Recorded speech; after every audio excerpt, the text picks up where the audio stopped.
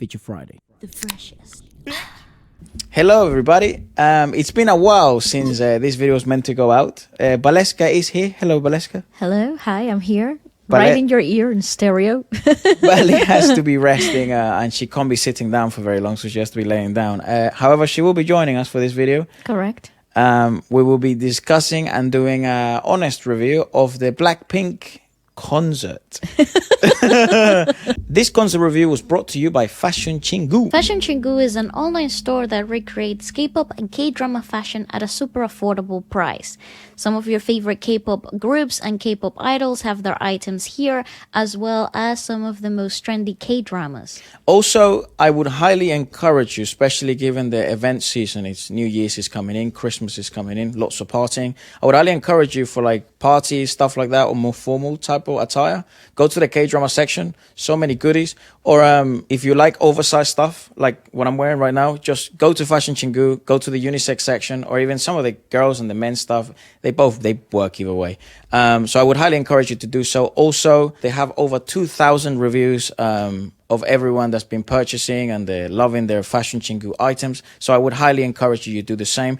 If you use the code right now on screen, you can get 10% off, which is, you know, super unbelievable. And we're super happy that we're able to bring you something like this. If your order surpasses $60, you can get free shipping. Do make sure you double check on the locations or where you're at, because sometimes things change so that there's no issues with your shipping. Do double check. And aside from that, click the link in the description below or the pinned comment, and then you'll get all your lovely fashion from Fashion Chingu.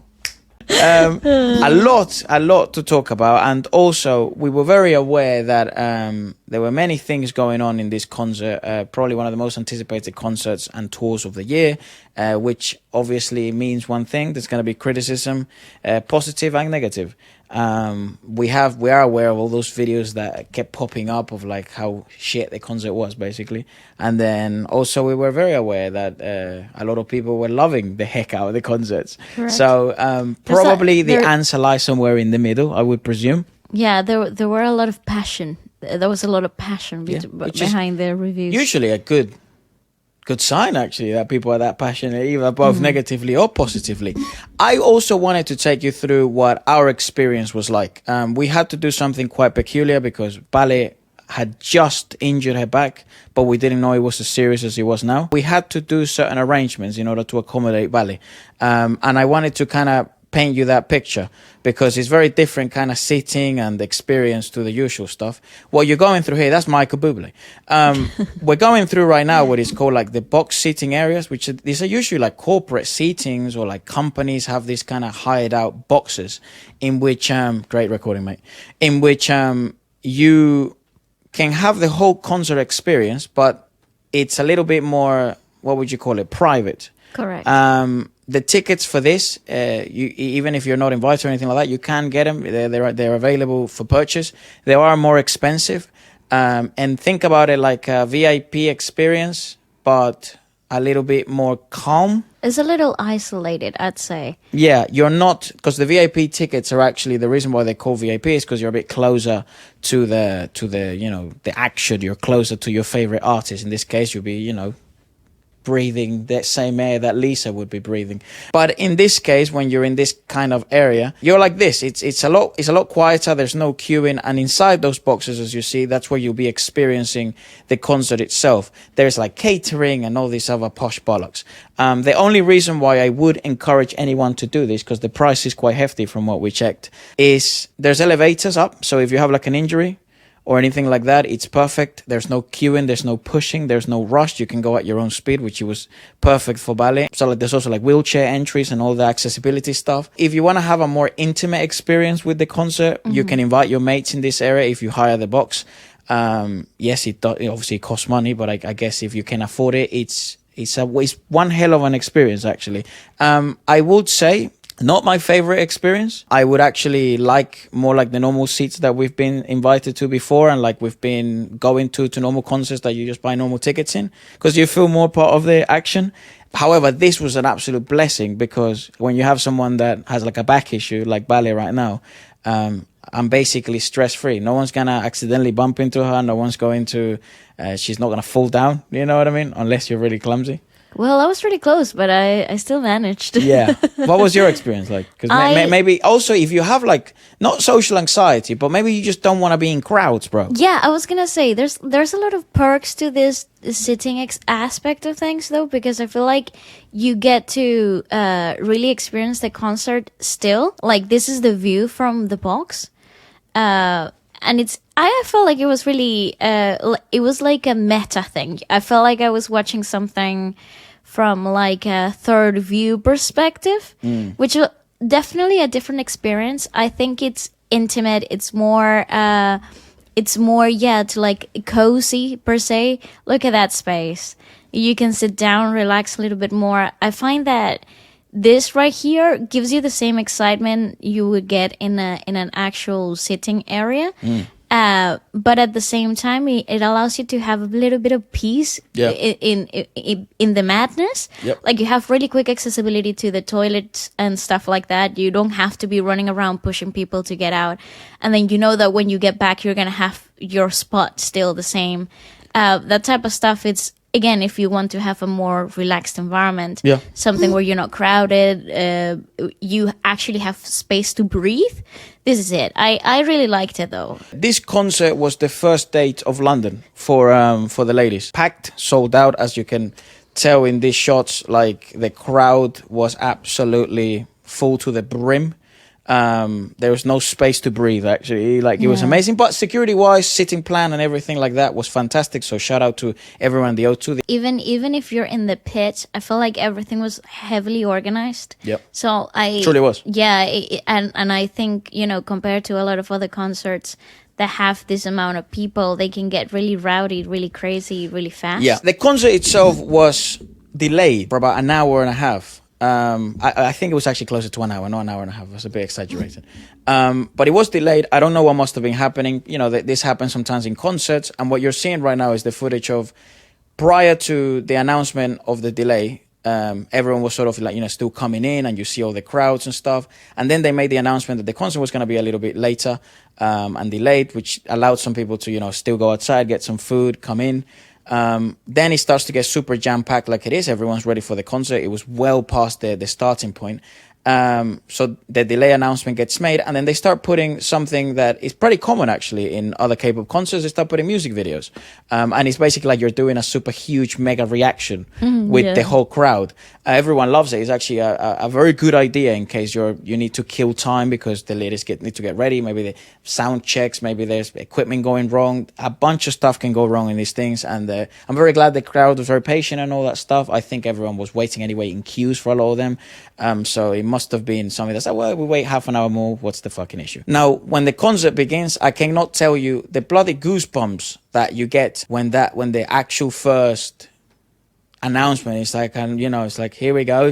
The feeling you get, bro, it's like otherworldly, because the lights go out like this, and it sounds a bit like this actually.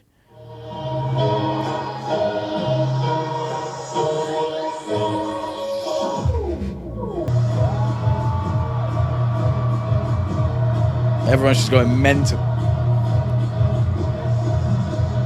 You hear that? Whoa! That's people, bro. Yeah. Going absolutely crazy. Again, the reception was absolutely. I think it was a very, very good crowd. Very, very interactive crowd. They were nothing but happy to see the girls out and performing. There's obviously good, and there is some bad. There is some good, and this is very normal with any sort of concerts. I do think though that this showing of the ladies, because it was the first night of their showing in London, I don't think this was the best night they had here in London. I think the second night, from what we hear, was the best one. This one had a bit more accidents. It had a bit more things that went wrong. Obviously, the delay was one of them. There were some audio stuff. I think chinks in the armor that they probably would have wanted to polish, and then looking back at it, I think they polished it for the second night. I think so. From what everyone's been telling us, that they also went to the second night. We had people that went to both nights, which is very common in the K-pop world. The way K-pop fans show support to their favorite groups and idols is truly astonishing. And what's really lovely to see as well is that the ladies and the guys, they're also super appreciative of this. I'm very aware of this reality that a lot of these fans not only, purchase merch and purchase tickets for today and tomorrow, but also purchase other tickets for their friends, all coming out of their hard-earned money, So truly, truly amazing. The intro, not bad. It's pretty good. It had a few incidents, and that's when you start to see right off the bat the sound issues that they were having, especially Jenny right at the beginning. She was fiddling the whole time. Yep. I don't think she felt comfortable at all throughout that first opening section. But then things started to settle as the first act finished. Mm-hmm. The second act came through and they seemed to have had it down. But that first beginning act, that first quarter of the concert felt a little unsure. Not the strongest opening, yeah. Yeah, it felt a little unsure from everybody, really. Yeah. Now, there is a huge highlight of this concert, and let's go into we'll start with the good. The good was, if you're looking for a concert that you will remember, this is a very memorable concert for sure. Blackpink is a very memorable entertainment experience. This is one of the biggest concerts that you'll find in Korean pop, and also, trust me, you will feel like it, and they will make you feel like this is an experience of an absolute lifetime.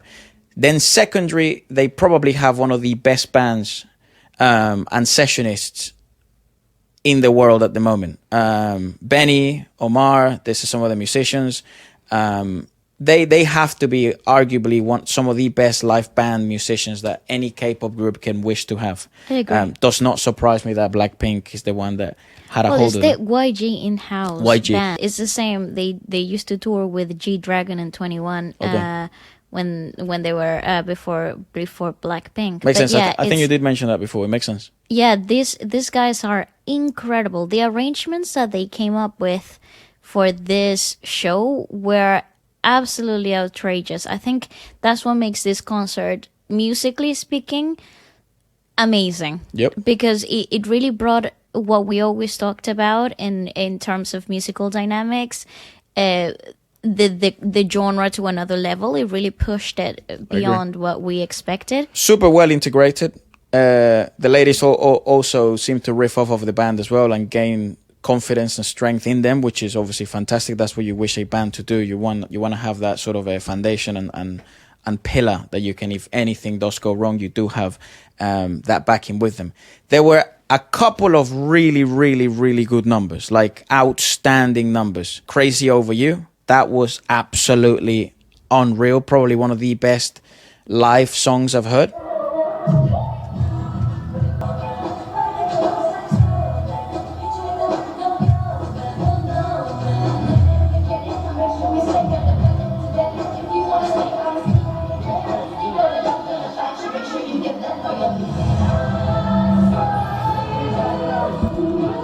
So fucking good. And this is what I mean. It's like, this is a concert that you have to experience. Now, we do review a lot of live clips and stuff like that on the channel, and I can agree now with every comment that's ever been said in there. That they were like, you have to experience this stuff live, and you'll see, how, if you liked it at that moment when you're watching it in a couch and stuff, wait until you actually see it live. It truly is very, very impressive what the live band can do, and the way they can build so much excitement, and the arrangements, the musical arrangements are great. Another highlight that I think happened in terms of music, Playing with Fire, was very, very good. That was actually a really, really strong number for everyone, actually, in the group and in the band.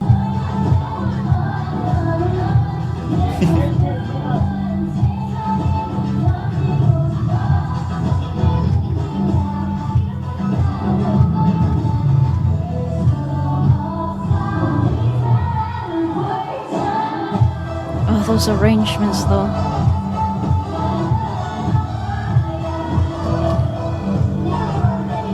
Arrangements unreal, like the arrangements, and you see how tight it sounded. It sounded very close to the official sound, the official track, but it maintained and it added some sparkle, some new flavor in terms of live arrangements. This is essentially what you're trying to achieve when you go into a concert, and these are probably some of the best examples I have from the Blackpink concert. Would you agree? Yeah, no, I totally agree. I actually think it's what makes them so memorable as a concert, because it's a really hard thing to attain, Yep. especially in a live setting, given the genre given the fact that it's such a studio forward type of music, it's very hard to replicate it on a live setting. Excuse my recording, I'll get in down as well.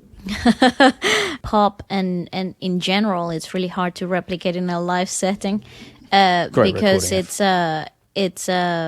it's very studio forward, it's very studio produced, so you do need a band that will be able to fill in the gaps, that will be able to create this atmosphere where everybody can feel included and not completely isolated from the song that they're familiar with. Yeah.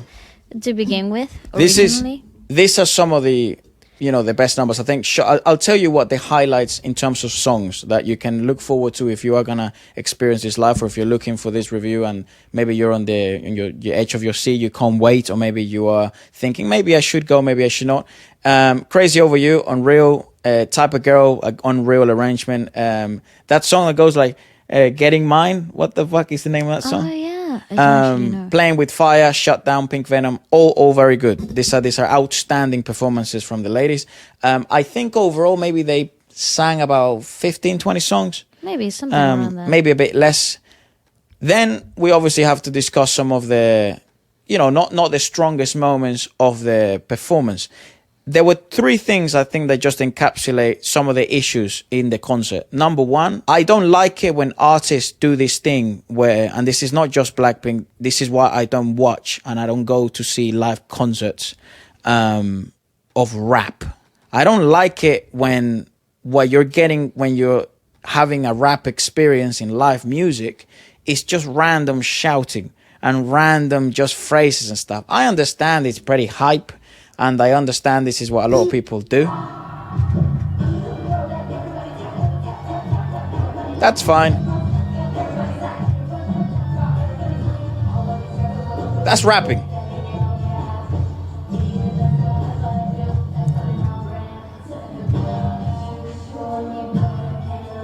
These moments, absolutely fine. It's the moments where it's just like...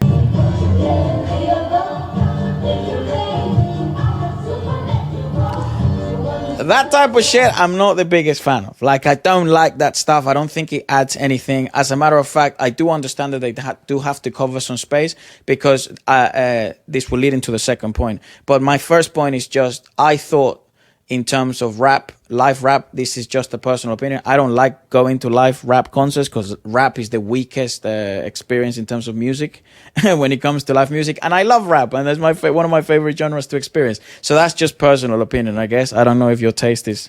No, I do agree. I do agree that there are some, I think, for example, you can take other moments from this particular concert where you also are expecting iconic lines to be delivered by the idols, yep, by the singers, and they let the playback do the job. Yes. And I feel like that's kind of like anticlimactic. I do understand that that's what the playback is there for, to actually support the singer and give them a breather. But I also feel like there should be a balance between the performance, because it's the most iconic line of a specific song or something that people are looking forward to. expecting. The best example of that was Lisa Money during the most iconic lines of the song.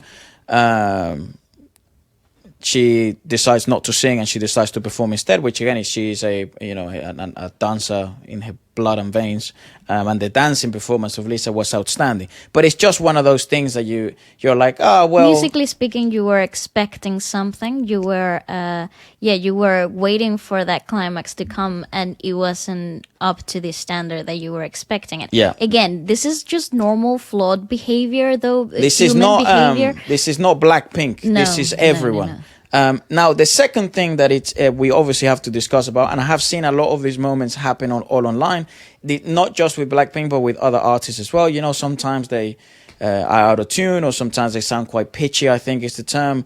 And this is gonna happen. Regardless of who the hell you're watching live, this is always going to happen. So this type of criticism doesn't really do much. What I think it can be debated, and you can make a good argument for this, is in terms of K-pop performances and performances like Blackpink, they have obviously big dance moments and big dance breaks. And then Shout after out that... to the YGX dancers, though, by the way. Yeah, they did Unreal. Amazing. I think they were a highlight for me in that concert. I agree. They have big numbers, and then they have numbers like this one, where, as you can tell, it's a little bit more standing around. It's mellow. It's a little bit more mellow. You are lowering your heart rate down, and then for some reason, the mics and the idea of maybe not playback, but the idea of having layers and the idea of having a backing track so that you do have something to rely on and you do have a backbone, all of a sudden goes away. And you're having these girls or these guys out of breath with their heart rates through their throat, bro, with their heart in their throat. And then you're expecting them to sing a ballad. It's like, this is unrealistic. This doesn't make any fucking sense.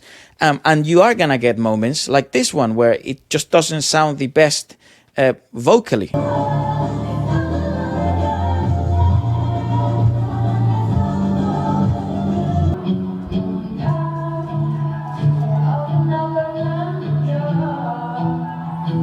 Not ideal, and I'm pretty sure Jenny can, do 10 times better. She actually did do quite well vocally throughout the whole thing. And she actually killed her solo stuff. Yeah, her solo stuff. She absolutely murdered. So it's just a matter of I guess repertoire management. I guess it's just there's also some moments where they're clearly not singing because they cannot. It's impossible to be doing some of these routines or some of these aspects of the show, and you can't be expected to sing, because if you do, it's gonna sound fucking awful. It's just the way human biology works.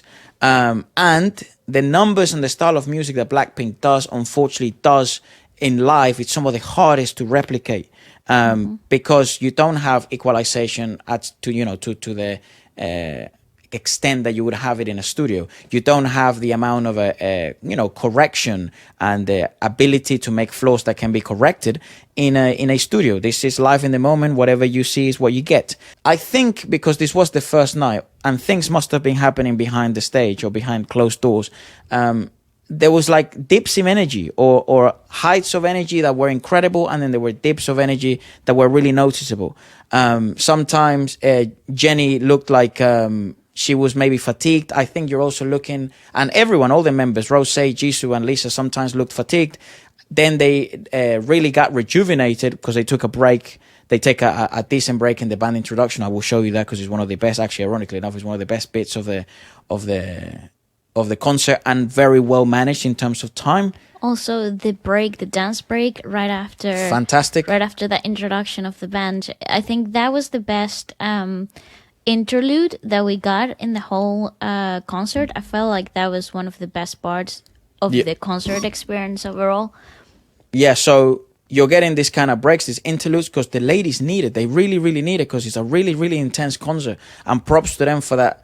And also props to, the concert managers, because they absolutely clocked this. It was necessary. Then they get rejuvenated and their solos come through, and that's why we decided to post that as the vlog first, because it was one of the most impressive bits. The solos of the concert, they really got rejuvenated and fully energized, and they gave 1000%. I don't want to make it seem like this is like it was a shit concert, because it really wasn't. Like, it was. If you ask me, would I recommend this concert? I'll be like, yeah, it's probably the best K-pop concert of the year in here in London. The only one that I would say it's also really, really worth watching is ATEEZ. And ATEEZ, what they were able to achieve at the OVO Arena, selling out twice, and their energy and their commitment to the cause, I guess, to their art, it's truly, truly impressive. But Blackpink is probably, if not number one, number two, for sure. It's such a entertaining, it's a concert of a lifetime. Of course, no concert is perfect. This is the problem with live music that I don't think many people understand when it comes to live music and live entertainment. Things will go wrong. There is very rarely... That's the thrill of it, I find. Yes. That's the thrill of it, that you actually get to see the human side of such a cool product. In the moment, there is not such a thing as a perfect concert. And even the ones that you think were absolutely flawless and perfect, a million variables happen that you didn't even notice. The job of this performance and the job of this team is to mask them so that you never notice them. That's right. And the thing is, I find that some of the most memorable moments in concerts are the ones that weren't planned. Yep. And I think that's the magic of these things, that you really get to be part of history if if you're lucky enough, and this That's is one history, of those. right? Yeah. That's unreal. The other thing that's truly beautiful is like people just weren't singing the English bits. They were singing Korean, man. Like they were singing a lot of the Korean sections of the songs, and everyone there was basically from Britain. You had a lot of people that traveled across thousands of miles, but you had a lot of, they look like my neighbor. You know what I mean? So it's truly amazing what the girls have been able to achieve. A lot of our friends came to watch it for both times. A lot of our mates came to watch us, correct? And it was truly astonishing. What an experience. I think also you're looking at the girls here at the last part of their tour of 2022, and the first leg of the Europe tour. They did London, then after this they did Spain and probably France. And I think that will be the end of 2022 for them, and 2023 they will continue, or I think that will be it. And then if not, they have Hyde Park next year coming as well, which they were promoting at the beginning of the concert. So these mistakes and these kind of negatives that we spoke about, there's probably very good reasons behind them. One of them could just simply be fatigued. Touring is tiring as hell. It's difficult. And then the second thing is first day in a new place. It's always the hardest date. That's always the hardest performance. Also, I find that it's always very good when they get several dates in one single venue. Yep. Because the things that they feel uncomfortable about in this new venue, they can polish out for the next few shows. It's always really difficult because your technicians and all the technical aspects of the concert are really high demand, and it's new tech, it's new people that you have to deal with. These things are really difficult, and the fact that they come out looking like they did at the end of the day, like this, it's actually astronomical. It's magician work. Also, Jenny here asked, who was it the first time that they've been to Blackpink concert? And listen to this. The first time at Blackpink concert. A really, really big amount. So this is going to be their first experience of Blackpink. This is going to be their super memorable moment. There's nothing like your first concert of your favorite artists. I think everyone can play testament to that. But aside from that, a very highly commendable concert. Good effort from the girls, and outstanding band, outstanding dancers. Would encourage everyone to go. I would just say two things. If you're a Blackpink fan, you're going to absolutely fucking love this concert. If you're not a fan of Blackpink, or you're kind of like some songs, and maybe they're coming to your city, maybe you want to watch them, I think it will be a really, really memorable experience regardless, because the band will make it really worth it in terms of if you're like a more music head, you know what I mean? They really do make the arrangements more intricate, more complex.